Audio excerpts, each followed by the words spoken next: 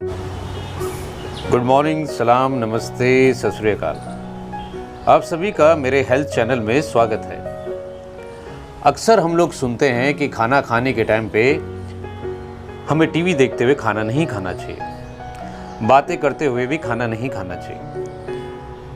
अगर नॉनवेज हैं तो दूध मच्छी का सेवन अच्छा नहीं माना जाता एक साथ। लेकिन कई बार ऐसा भी होता है कि हमारे साथ कुछ ऐसे भोजन, दो भोजनों का मिश्रण हमारे स्वास्थ्य के लिए हानिकारक हो सकता है। क्या आप जानते हैं कि दो भोजन के मिश्रण से आपका बीपी भी हाई हो सकता है और लो भी हो सकता है, और कई बार ये इंडाइजेशन भी हो सकता है जिससे आपकी हड्डियों का दर्द बढ़ सकता है। ये सारी बातें आयुर्वेद में बहुत पहले बोली गई हैं। इन्हीं सभी बातों को बड़े ही विस्तार से हम अपने चैनल में आज आपके सामने डिस्कस करेंगे। चलिए शुरू करते हैं।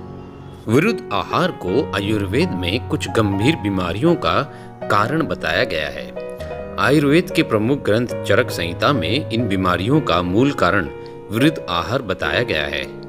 नंबर 1 पे मोटापा है, दूसरे पे बहुत पतला होना, बहुत लंबा होना यानी कि गिगेनेटिज्म, बहुत नाटा होना यानी कि ड्वार्फिज्म, बालों का झड़ना या गंजापन होना, बालों का ज्यादा उगना, त्वचा का ज्यादा काला हो जाना, त्वचा का ज्यादा गोरा हो जाना, नपुंसकता, 60 साल की उम्र से पहले नजर का कमजोर होना, पेट में पानी भर जाना, त्वचा पर फफोले, बगंदर, पेट फूलना, गले में खराश रहना, खून की कमी अनीमिया, जोड़ों में दर्द, सूजन, त्वचा पर सफेद दाग होना और कब्जी की शिकायत, बिना कोई चोट लगे सूजन होना, पेट में दर्द, जलन होना, खट्टी डकारें आना, ये सभी विरुद्ध आहार के कारण होते हैं, लेकिन हमें पता ही नहीं चलता। चलिए विस्तार से जानते हैं सभी कारणों को।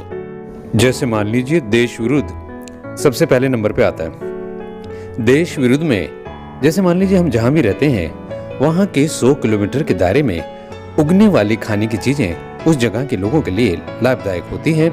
इसके अलावा कहीं भी बाहर से कोई भी 100 किलोमीटर के दायरे से या बाहर कंट्री से मंगाए गए फल इत्यादि सब्जियां नुकसान कर सकती हैं। उदाहरण के तौर पे जैसे कि ड्रैगन फ्रूट, अवाकाडो, ये अपने देश में अमूमन नाक के बराबर ही उगते हैं। इन्हें हम दूसरे देशों से आयात करके खाते हैं। आयुर्वेद के मुताबिक ये सेहत के लिए ठीक नहीं है। इसके अलावा देश विरुद्ध में कुछ और भी परिस्थितियां आती हैं, जैसे किसी भी गर्म और सूखे स्थान, रेगिस्तानी जगहों पर गर्म और सूखा भोजन ही ग्रहण करना, ये भी देश के विरुद्ध का एक प्रकार है। कश्मीर जैसे ठंडे या केरल जैसे पानी वाले प्रदेशों में ठंडे पदार्थों का सेवन करना भी हमारे शरीर को बीमार बना देगा। चलिए अब बात करते हैं काल विरुद्ध की। जो चीजें, सब्जियां, फल जिस मौसम में आते हैं, कुदरत के अनुसार वे हमारी सेहत को संतुलित करते हैं। लेकिन केमिकल द्वारा कच्चे फलों व सब्जियों को उनके पकने के मौसम से पहले ही पका देना या किसी मौसमी फल या सब्जी को डीप फ्रीज करके या प्रिजर्वेटिव डालकर दूसरे मौसम में इस्तेमाल करना काल विरुद्ध आहार है। उदाहरण के तौर पे फ्रोजन मटर, frozen corn, frozen vegetables, preservative वाले सूप, कप नूडल्स, डिब्बे में बंद फलों के जूस आदि। इनके अतिरिक्त ठंड के मौसम में आइसक्रीम खाना या ठंडे पदार्थों का सेवन करना तथा गर्मी के मौसम में गर्म खाना। हमें खाना कमरे के तापमान पर खाना चाहिए। तेज मिर्च वाला या ज्यादा चटपटा भोजन करना भी काल विरुद्ध होता है। थोड़ा और आगे बढ़ते हैं तीसरे पॉइंट पे, अग्नि विरुद्ध। हम सभी में पाचन क्रिया 4 प्रकार से हो सकती है, जैसे संयमित भूख लगना यानी कि 24 घंटे में 2 बार भूख लगना, कम भूख लगना यानी कि 24 घंटे में 1 बार भूख लगना या भूख नहीं लगना, ज्यादा भूख लगना यानी 24 घंटे में 2 बार से ज्यादा भूख लगना, और कभी अनियमित रूप से ज्यादा कम भूख लगना।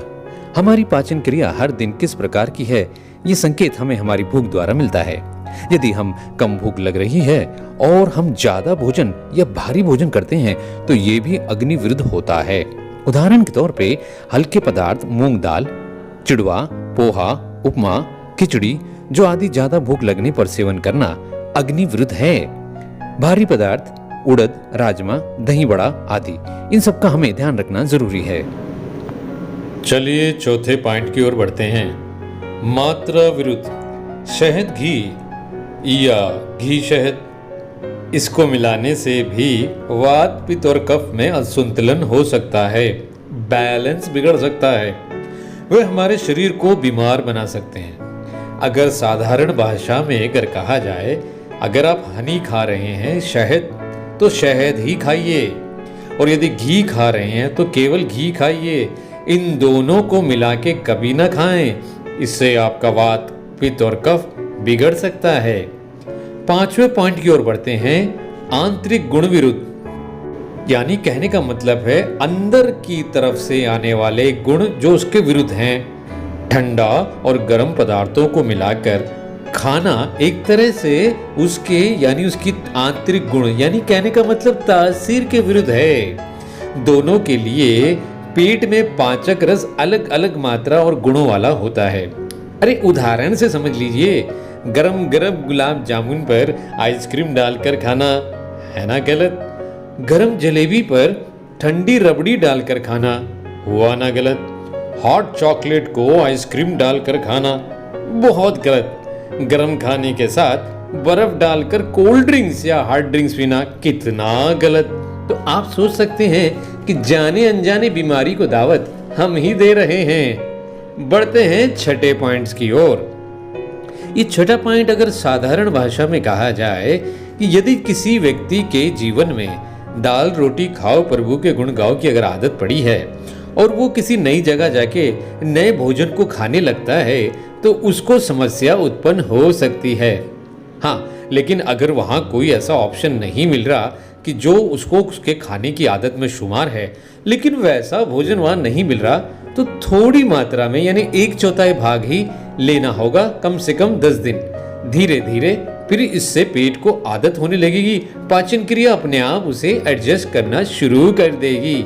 जी हाँ, उदाहरण के लिए यात्रा करते समय विभिन्न स्थानों का भोजन विदेश में या देश के दूसरे राज्यों में ज्यादा समय तक रहते हुए वहां का भोजन खाना, सोच समझ के खाना। 7वां पॉइंट, दोष विरुद्ध। जी हाँ, जैसे कि मान लीजिए कि हमारे शरीर का संचालन वात से हवा, पित्त से पित्त यानी कि गर्माहट, कफ यानी ठंडक, इन तीनों तत्वों में यदि कुछ भी बैलेंस बिगड़ता है तो रोग उत्पन्न होता है। लेकिन ये बैलेंस बिगड़ता कैसे है? देखिए, अब जैसे किसी को गैस बनती हो तो डकार ज्यादा आती है। ऐसी स्थिति में वात को बढ़ाने वाले पदार्थ को कम खाना चाहिए, उनके शरीर के लिए जरूरी है। पित्त के बढ़ने के लक्षण क्या क्या हैं? आंखों में, हाथ में और पैरों के तलवों में या शरीर में जलन होना, पेट में जलन होना, खट्टी डकारें आना। पित्त को बढ़ाने वाले पदार्थों का सेवन करना गलत है। कफ के बढ़ने पर भोजन में रुचि नहीं होगी, जी मचलाएगा, ज्यादा नींद आएगी, गले में बलगम बना रहेगा। तो कफ को बढ़ाने वाले पदार्थों का सेवन नहीं करना है, सोच समझ के करना है। इसलिए भोजन करने से पहले अपने शरीर की प्रकृति और स्वास्थ्य को समझें। हाँ, ये भी ध्यान रखें कि भोजन के तत्वों में दोषों के लिए क्या स्थान है और क्या नहीं। नहीं समझे? चलो हम आपको उदाहरण से समझा देते हैं। जैसे मान लीजिए वात का विरुद्ध आहार, यानी वात बढ़ाने वाले कौन कौन से हो सकते हैं? ठंडा भोजन वात बढ़ाएगा, दाल वात बढ़ाएगा। दाल ज़्यादा खाने से अगर वात बढ़ेगा तो क्या होगा? हड्डियों के दर्द ज़्यादा बढ़ेंगे, जोड़ों के दर्द ज़्यादा बढ़ेंगे। हरी पत्तेदार सब्जियां जैसे सरसों का साग हैवी है, बासी खाना नहीं खाना चाहिए। पित्त के बारे में अगर बात करें तो जैसे इमली ज़्यादा खाएंगे तो नुकसान है, पेट में गर्मी बढ़ेगी, दही से भी बढ़ेगी। जी हाँ, खमीर वाली चीज़ें जैसे इडली, डोसा, अचार और शराब तो बिल्कुल कर देगा खराब। कफ की बात करें तो चावल से कफ बढ़ेगा, बर्फ से कफ बढ़ेगा, ठंडे पदार्थ, मीठा भोजन कफ को बढ़ाता है, बलगम बनता रहता है इससे। तेल या घी में तली चीजें तो कफ को तो बढ़ाती ही बढ़ाती हैं। और वैसे भी आपको पता ही है कि कफ होता क्या है। जी हाँ, कफ तो एक टॉक्सिक को जमा करने वाला, उन सब को बलगम के रूप में शरीर इकट्ठा करता है। तो ज्यादा कफ का अर्थ है शरीर में टॉक्सिक पदार्थ ज्यादा बन रहे हैं और शरीर उसे निकालने के रास्ते ढूंढ रहा है। तो चलिए, इस 18 में से कम नहीं तो हमने कवर करने की कोशिश की है 7 दोष तक, अभी बचे हैं 11। तो वीडियो बहुत ज़्यादा लंबा हो जाए इसीलिए इसका पार्ट 2 बनाया जाएगा और पार्ट 3 बनाया जाएगा। पहले ये पार्ट 1 है। चलिए वीडियो का एंड सुनते हैं शेखर जी से क्या कहना चाहते हैं। तो उम्मीद है कि आपने बहुत ध्यान से वीडियो को सुना होगा। हाँ, एक बात मैं ज़रूर बताना चाहूँगा कि इसमें वीडियो कम और ऑडियो ज़्यादा रखा गया। मैंने देखा है कि वीडियो को देखते हुए पूरा टाइम देना मुश्किल होता है, इसलिए कुछ पार्ट स्टार्टिंग में वीडियो और बीच में ऑडियो रखा गया है, ताकि आप बस में, मेट्रो में कभी भी सफ़र करते हुए बिजी लाइफ में सुन सकें। सुनना भी बहुत बड़ी बात है। आजकल कोई किसी की सुनता ही कहाँ है। हाँ, तो इसलिए सुनना काफ़ी है। खैर, तो निचोड़ ये है कि ये चरक संहिता से लिया गया है, जितने भी आपको 18 तरह के वृद्ध आहार के बारे में बताया गया है। इसमें होता क्या है कि इसका ध्यान रखने से आपके वात पित्त कफ में संतुलन बना रहता है, जिससे तमाम तरह के रोगों से आपको निजात मिलता है और लंबी आयु के साथ साथ रोगों का डर नहीं रहता।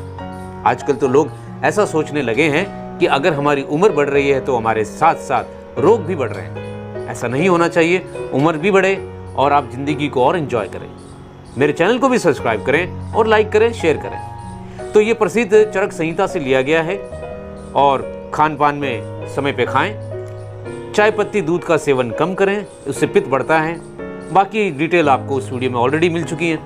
नेक्स्ट वीडियो में नेक्स्ट टिप्स के साथ हेल्थ के बढ़िया से मिलेंगे। तब तक के लिए जय हिंद, जय भारत।